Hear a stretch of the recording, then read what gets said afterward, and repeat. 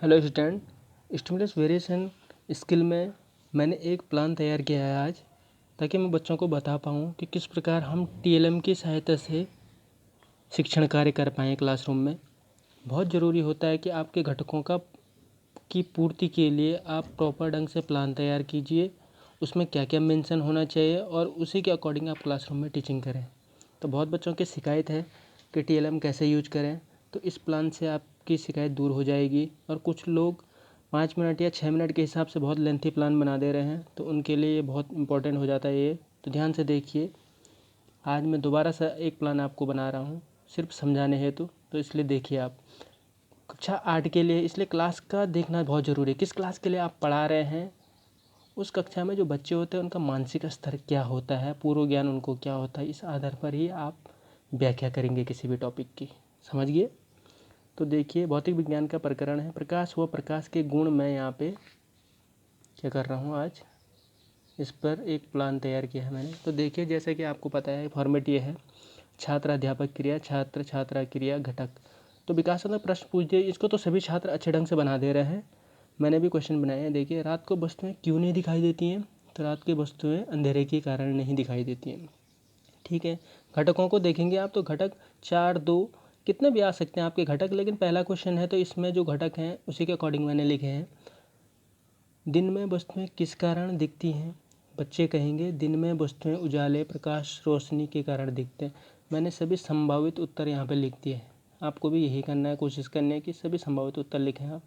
बच्चा इनमें से कुछ भी बोलेगा, कुछ भी एक बोल सकता हो। प्रकाश क्या है या किसे कहते हैं, कक्षा में आप ऐसा आप नहीं करेंगे, मैंने लिखा है समझाने के लिए, आप कुछ भी एक लिख सकते हैं। देखो, लिखने का तरीका अलग होता है, क्लासरूम में पूछने का तरीका थोड़ा अलग हो सकता है। प्रकाश क्या है, किसे कहते हैं, वो अस्पष्ट उत्तर हो जाएगा। ऐसा हो सकता है कि बच्चे बता पाएँ, लेकिन क्लियर आंसर नहीं आने के कारण आप बच्चों को कहते हैं कि अब ध्यान से सुनिए आप। तो जब आप ध्यानपूर्वक सुनने के लिए कहते हैं तो सबसे पहले तो फोकसिंग यहीं पे हो जाता है। तो इसलिए इस वाले एक्सप्लेनेशन के दौरान आप लगभग सभी घटकों का प्रयोग हो जाता है। तो एक ही बार लिखने है, बार बार लिखने की ज़रूरत नहीं है। फिर दोबारा एक जगह पर लिख दीजिए जहाँ पे दूसरा बिंदु आपका शुरू हो रहा है।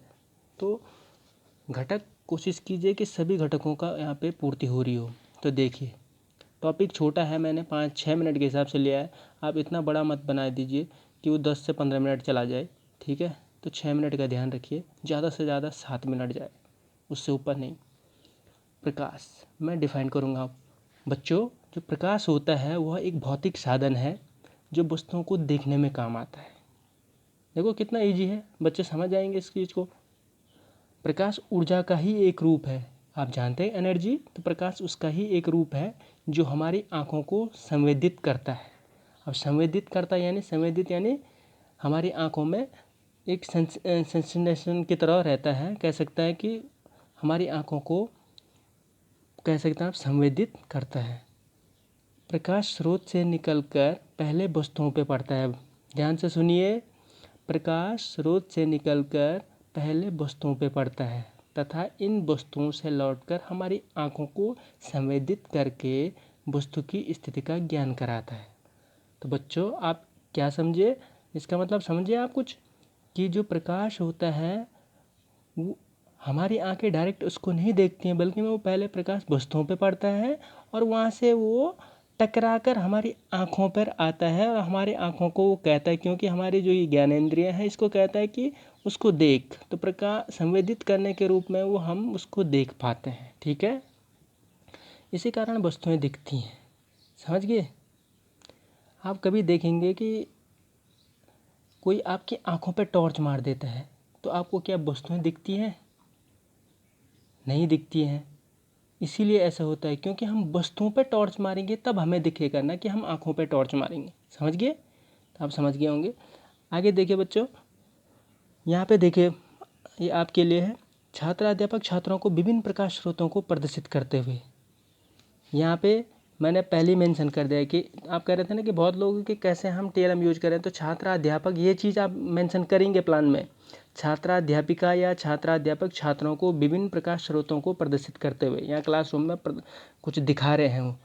बच्चों, प्रकाश के 2 प्रकार के स्रोत होते हैं: कृत्रिम स्रोत, प्राकृतिक स्रोत। मतलब जो इससे रिलेटेड है, ये प्राकृतिक स्रोत जैसे सूर्य, चंद्रमा, तारे या अन्य कोई खगोलीय पिंड हो सकते हैं। तो अन्य कर दिया मैंने यहाँ पे। वो कृत्रिम जो स्रोत होते हैं वो जलती माचिस की तिल्ली, मोमबत्ती, विद्युत बल्ब और अन्य हो सकते हैं। तो ये आप दिखाएंगे। आप सूर्य प्रकाश, चंद्रमा तो दिखा नहीं सकते आप, तो आप उदाहरण दे सकते हैं, हाथों से इशारा कर सकते हैं। देखिए बाहर धूप चमक रही है तो सूर्य है। इस रात को जो चंद्रमा होता है, एक आपके पास छोटी सी फ़ोटो हो सकती है, कह सकते हैं फ़ोटो, यानी कि एक छोटे से चार्ट में चंद्रमा बना सकते हैं आप, दिखा सकते हैं। कृत्रिम को तो आप आराम से वहाँ पे दिखा सकते हैं, माचिस जला के दिखा सकते हैं, ठीक है, और मोमबत्ती जला के दिखा सकते हैं। विद्युत बल्ब क्लासरूम में होगा, उसको जलाकर भी दिखा सकते हैं। तो आप टीएलएम का यूज कर रहे हैं, तो आप घटकों का पूर्ण रूप से प्रयोग कर पा रहे हैं वहाँ पे। दूसरी बात आता है, आगे बढ़ेंगे, कुछ प्राणी जुगनू जैसे भी प्रकाश उत्पन्न करते हैं जिन्हें हम जैन प्रकाश कहते हैं। तो जो ये जुगनू वाली बात है, आप बच्चों को बता सकते हैं। बहुत बार बच्चों के मन में रहता है कि जुगनू भी तो प्रकाश उत्पन्न करता है, इसको प्राकृतिक में रखें या कृत्रिम में रखें। तो एक प्रकार से इसको दोनों में ही नहीं रखा जाता है अमूमन, छोटी कक्षाओं में, लेकिन आप उसको कह सकते हैं कि क्योंकि वो एक रासायनिक पदार्थ क्या करता है, इमिट करता है, कह सकते हैं, तो इसलिए उस कारण वो चमकता है। वैसे वो प्राकृतिक स्रोत में रखा जा सकता है, लेकिन उसको अलग ही कैटेगरी दी गई है, इसे जैन प्रकाश कहते हैं, ठीक है, जुगनू ये भी बोल सकते हैं आप। तो एक विशेष रसायन के कारण चमकता है, आप बच्चों को इतना बता सकते हैं, ज़्यादा बताने की ज़रूरत नहीं है क्योंकि 8th के बच्चे हैं, ठीक है। आगे आप बढ़ेंगे, प्रकाश के गुण। तो बच्चों आप जानते हैं प्रकाश में कौन कौन से गुण होते हैं, तो विभिन्न प्रयोगों से आप समझाएंगे। तो आप देखेंगे, ध्यान से देखिए आगे, एक टॉर्च होगी आपके पास जो फोकस वाली होगी, ठीक है। थोड़ा क्लासरूम में आप अंधेरा करवा देंगे, दरवाज़ा बंद करवा देंगे, और बहुत जल्दी करना है ये काम, खिड़की बंद करवा देंगे, क्योंकि स्कूल की जो क्लास होती है, मैं बता दूं कि वहाँ पे 2-3 खिड़की होंगी, वो आसानी से बंद हो जाती है और अंधेरा ही है अमूमन क्लासों में। तो आप आसानी से एक टॉर्च फोकस करेंगे।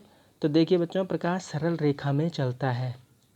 इसका प्रयोग तो इतना बड़ा है, वहाँ पे आप कर नहीं पाएंगे 5 मिनट में, बड़ी कक्षाओं में आप करेंगे। बड़ी कक्षा का मतलब है जब आप बड़ा प्लान पढ़ा रहे हैं तब आप इसका यूज कर सकते हैं, वो प्रयोग भी दिखा सकते हैं, प्रकाश सरल रेखा में चलता है वाला। लेकिन क्लासरूम में आप सिर्फ टॉर्च क्या कीजिए, चमका दीजिए, तो सीधी रेखा में दिखा सकते हैं आप, ठीक है। साथ में, लेकिन ऊपर देखिए मैंने मेंशन कर दिया है, विभिन्न प्रयोगों से समझाते हुए। अब अलग अलग ढंग से आप समझाएंगे और उसी के आधार पर आप गुण निकाल लें प्रकाश के।